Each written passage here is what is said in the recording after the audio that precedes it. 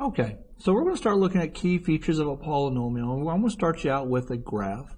So here I have a polynomial graph, and the first thing I'm going to talk about is end behavior.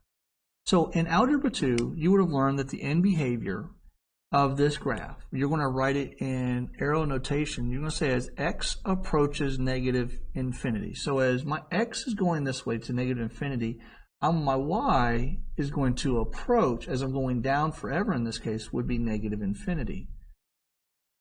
And then we would say as x approaches infinity, so as x is going this direction, it's also going up forever, so my y is approaching infinity. So this was Algebra 2. So that's Algebra 2.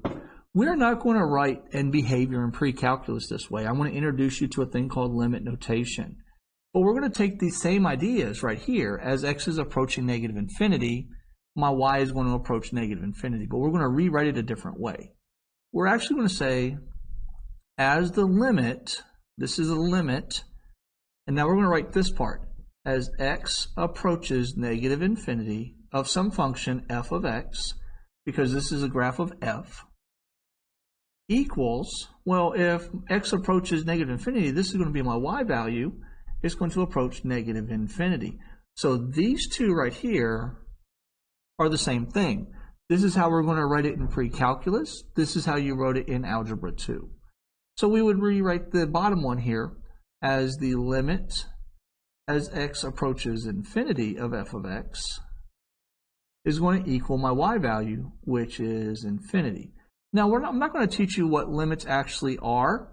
That is going to be for calculus. But I want you to get familiar with the notation so when you get to calculus, you've already seen it and you understand as x approaches negative infinity and as x approaches infinity, it's just the end behavior of the graph. So this is how we're going to write our end behaviors in pre-calculus. Not terribly bad. It's just a little different rewrite from what you did in Algebra 2.